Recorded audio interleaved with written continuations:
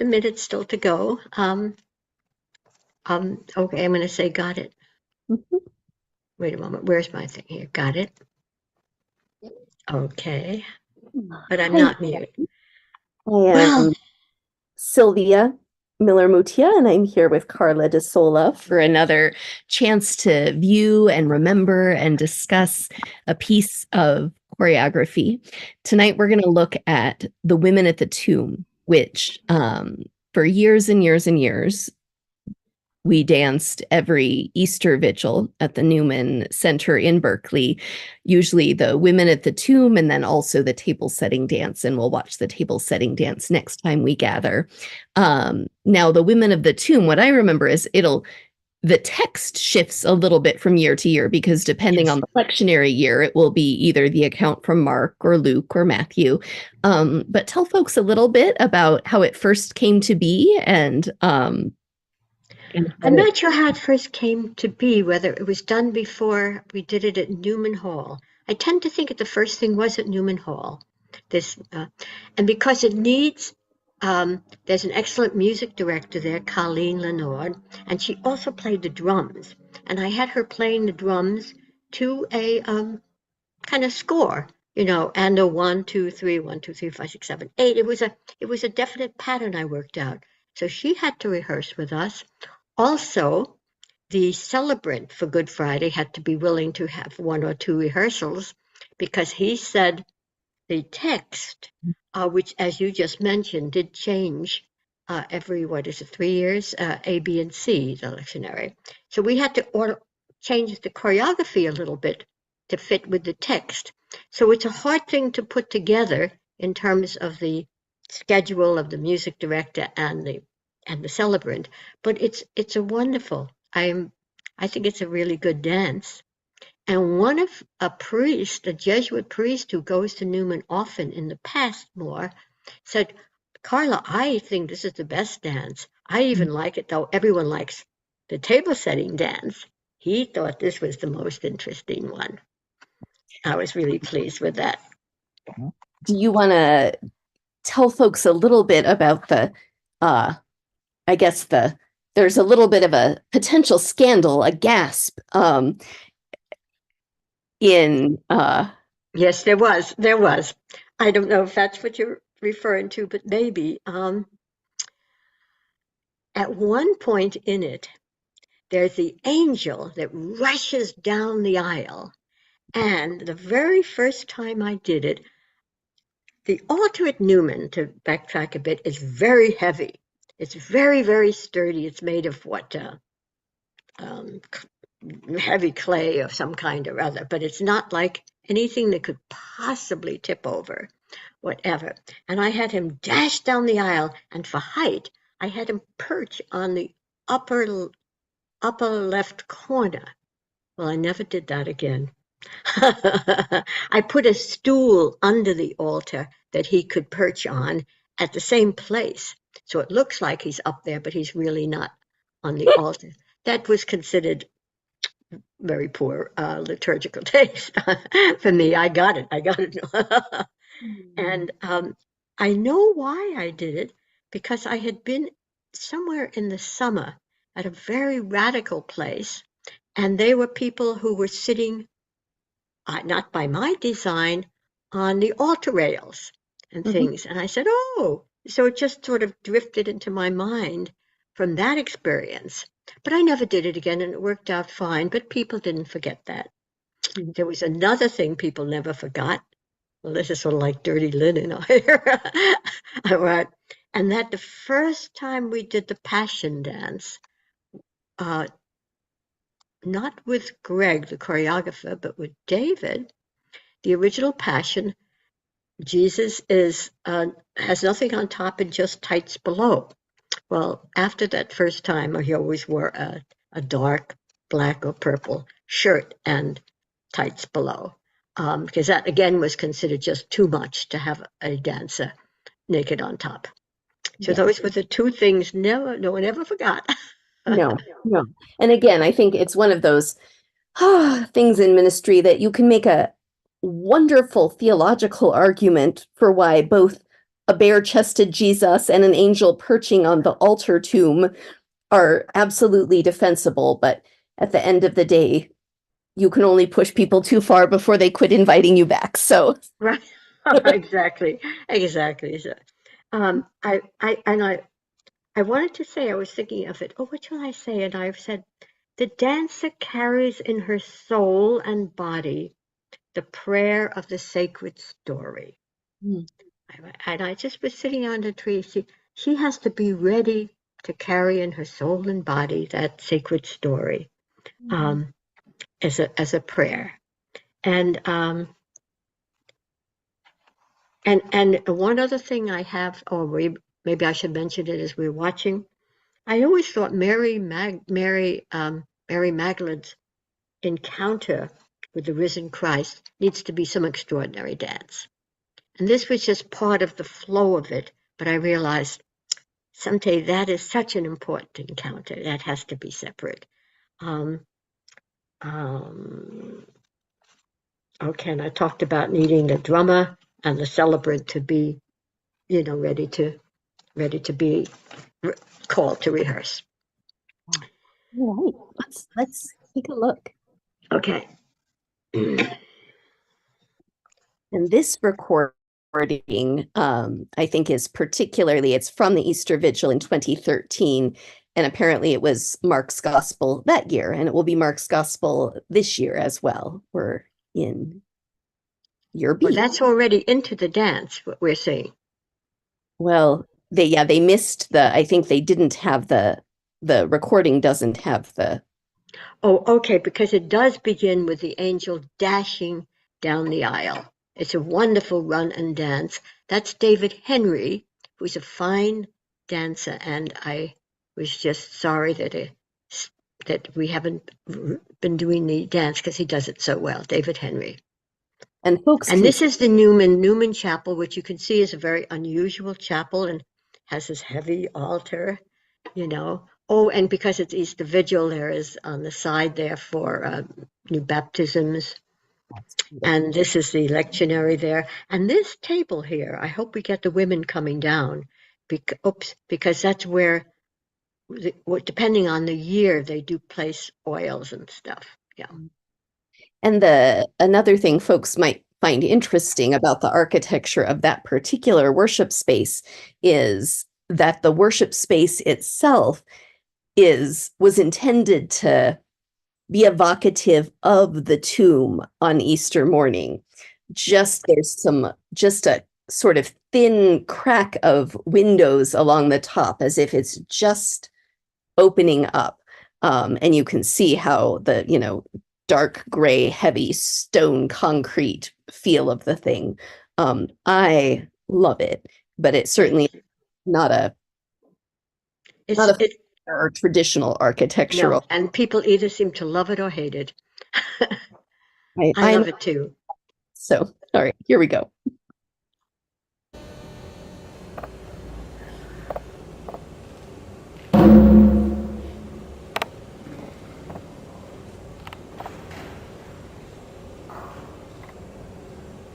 He's standing on a stool.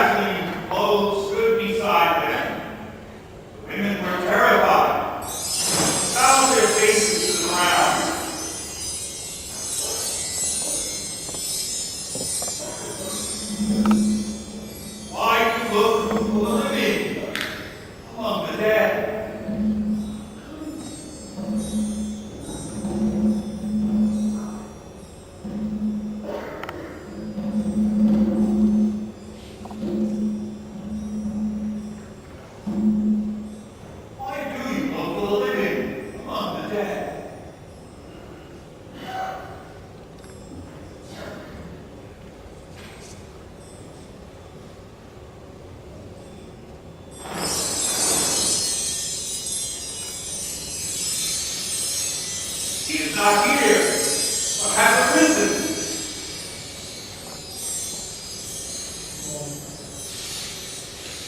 Remember how he told you while he was still in Galilee that the Son of Man must be handed over to sinners and be crucified, and on the third day rise again.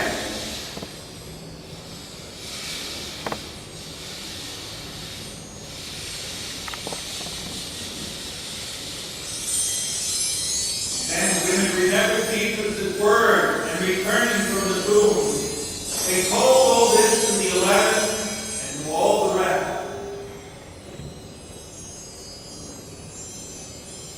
Mary Magdalene. Now it was Mary Magdalene, Joanna, Mary, mother of James, and the other women with them, who told this to the apostles. These words seemed to the apostles as idols. Mhm. Oh my gosh! What are we doing here? Is it on my? Do I get this off? Advertisement as it ended.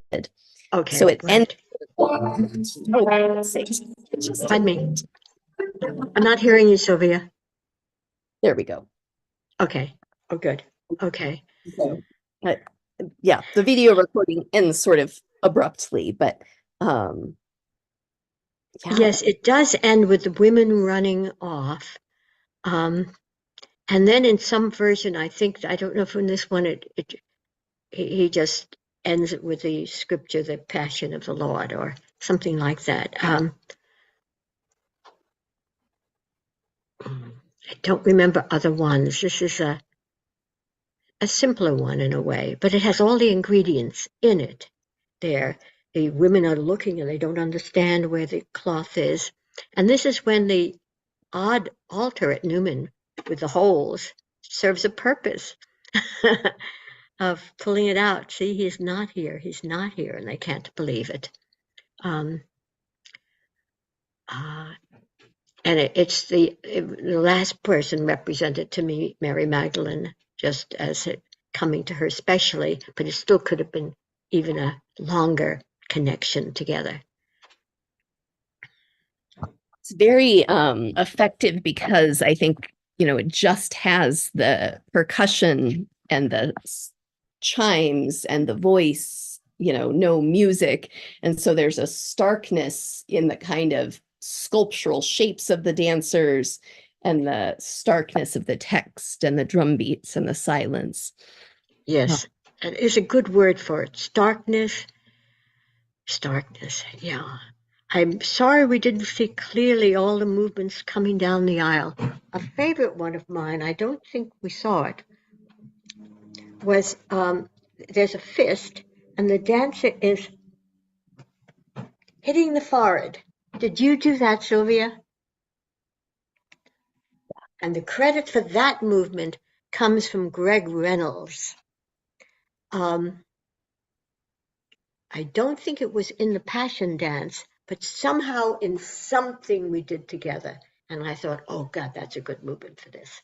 That's a good movement for that. But it was his movement. And I wanted to give him credit. Well, in the image of the three women, like you see I don't know, that was also just, it's very scriptural, but it's not often an image that's depicted in art, right? Often Right. this empty tomb or whatever, but the women and the kind of, I don't know, something of the solidarity and solace and strength of the three of them. Yes, together. And one, according to what the reading is, in this one, she does put down the jar of oil there, which would be picked up later, I guess. I've forgotten how that goes, but that's very important. I was looking for it to show it, but I couldn't find it. What I used, I did find one of the long, they were draped in cloth, but I didn't find the oil or whatever it was that was particular that we used.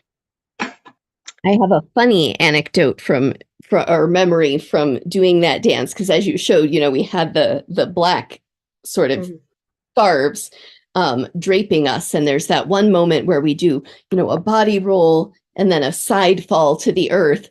And Yes. my eldest child was a year and a half, maybe two. I don't know if they were one or two, was with Donnell, my husband, at the very back of the church, and we, roll and fall to the floor. And I was so glad that we had the veils and the veil had fallen over my face, because I hear from the back a little voice that says, "Oh, they're slipping." I couldn't help but laugh a little, and I was very glad that my face was veiled. I thought, oh dear, I know that little voice. Oh, that is cute. They're slipping. Oh my, yeah. Just a side fall. A dramatic use of the side fall. Yeah. It's a very hard surface, so you do not want people to really fall. I mean, that's a controlled movement that dancers learn, or modern dancers learn, you know. Mm, mm, mm. I like it very much. It takes a little bit to put together, to type out for the priest, the readings and all of that. It's worth it, and I hope we get back to it. It's still with the effect of COVID, and I was concerned when COVID first happened about the lift and the turning upside down, uh, and just the closeness of the dances to each other. So it's now been what 3 years since we've done it. Yeah. But I hope it comes back, and anybody who wants to use it, just speak with me and I'll help them in any way I can, Wonderful. Is there a movement prayer that you'd like to Oh, close with? yes, I'm sure there would be. Let me think. Um, uh, well, let's just do the Taizé, bless the Lord. Oh, no, within our darkest.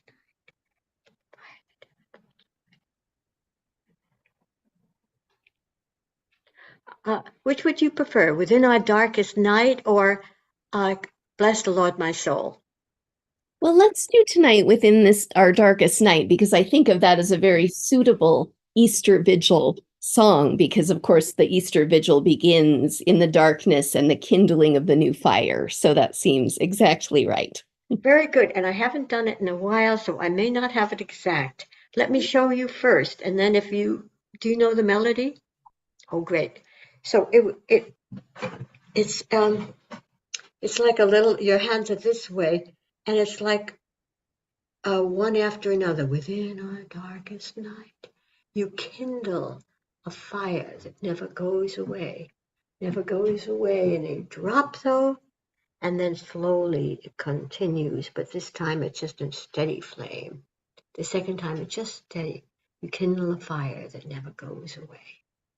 So it's just a sense of hope. It's that. Oh, that would be nice to come together in a prayer overhead. I like that, Sylvia. Yeah. And I like what you just did. So it's still a fire, but a prayer overhead. So it's very simple. It's just kindling and a steady rising of prayer. This movement is similar. I think you and I at some point did a Now the Green Blade Riseth. Oh, yes, years ago. So whether it's the flames rising or the seed that's sprouting and rising, the green blade, that either way, whatever the words of the prayer are, the manifestation of it is Oh, similar. Sylvia, that's wonderful that you remembered that. I remember liking that very, very much.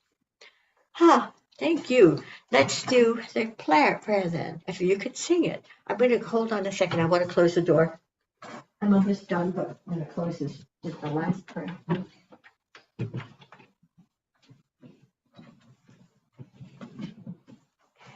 Within our darkest night, you kindle the fire that never dies away, never dies away.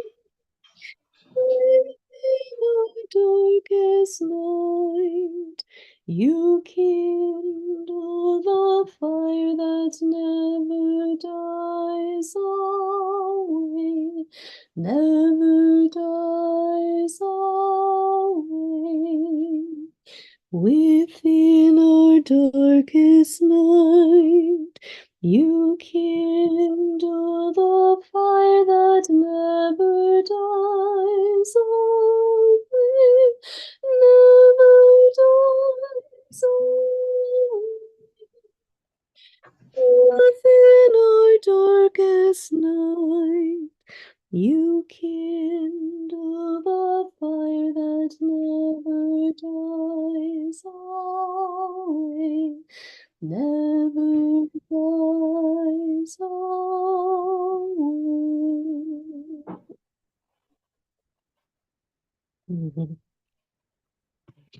I had the sense of our fire connecting with God. It is way at the very end.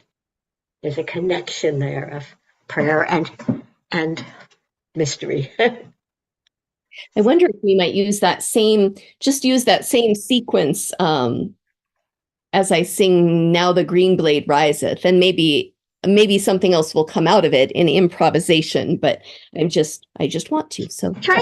I don't remember it at all, but let's try. The green blade riseth from the buried green.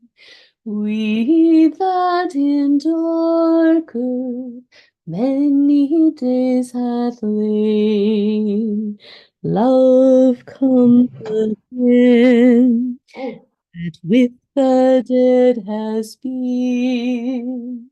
Love is come again, like wheat that springeth green. Nice. Very nice. I did a little swaying in the beginning with it. That is fine.